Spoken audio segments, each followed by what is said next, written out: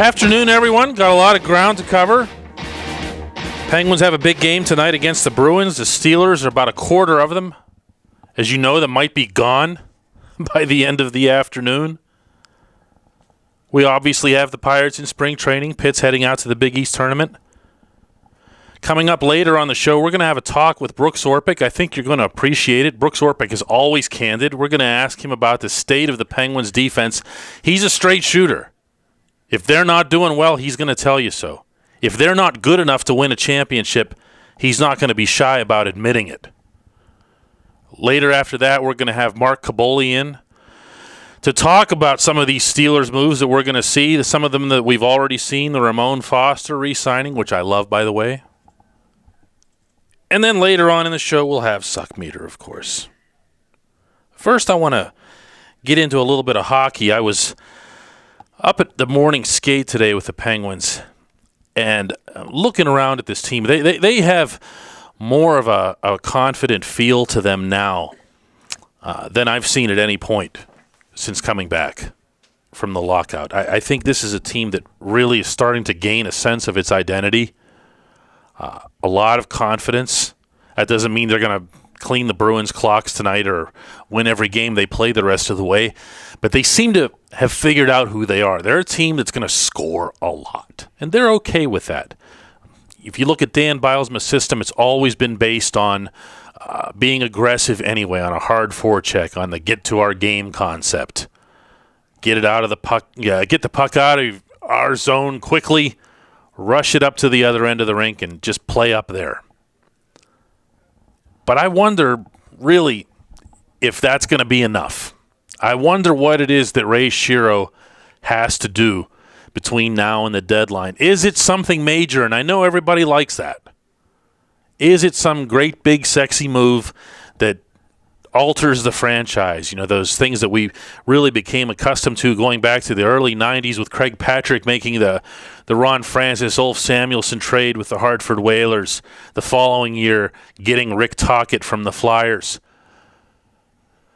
Shero's obviously had his own blockbusters at deadline time, not least of which was Marian Hossa in 98.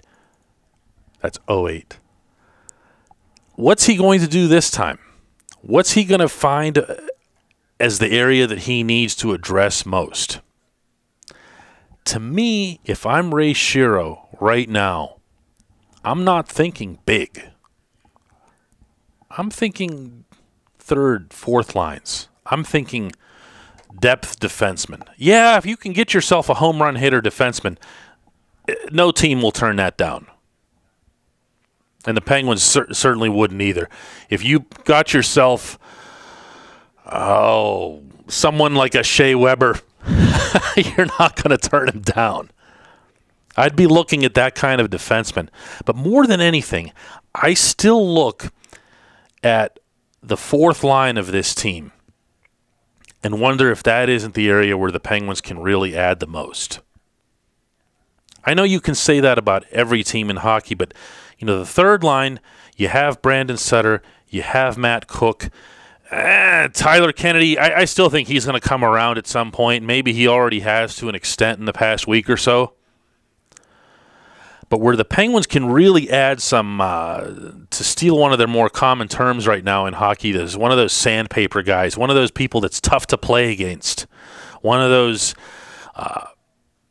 scratch and claw, irritate the other side, talk a little bit, get them off of their game. I know Tanner Glass was supposed to be that.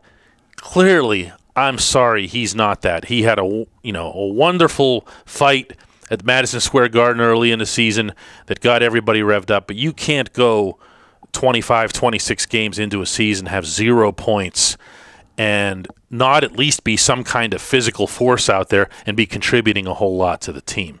The penalty killing hasn't been good enough. The checking hasn't been good enough. The fourth line is really where the Penguins can add, and that's why I say that if I'm Ray Shero, I'm not thinking big. I'm thinking more along those lines. Who are those guys that I can get to kind of patch in those holes?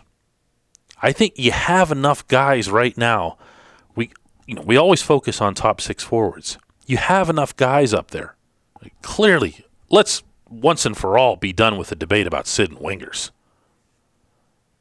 Chris Kunitz and Pascal Dupuis are his line mates. You have to like what you've seen of Bo Bennett. You know what you're going to get out of James Neal. Even if one of those guys, as we're seeing right now with Evgeny Malkin, goes out, Dustin Jeffrey can kind of fit in, plug a hole at least for a short amount of time. Brandon Sutter could move up into one of those roles. But what you don't have, what this team is missing, is that annoyance factor. It just doesn't exist. You're not getting it from Craig Adams. You're not getting it from Tanner Glass. You're not getting it from Joe Vitale. You should be, but you're not. That's the area that you want to address in some capacity. You have to get stronger from the bottom up, and that's why I say that Shiro should think a little bit smaller than going over the top and, sending out the farm for Jerome McGinley or anything else that people want to talk about or dream about. These Penguins right now already have the hardest possible pieces to acquire.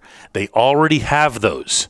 What they need to do is to make sure that those pieces are supplemented. And for that, you're not going to have to give up much, but you do have to go and get them.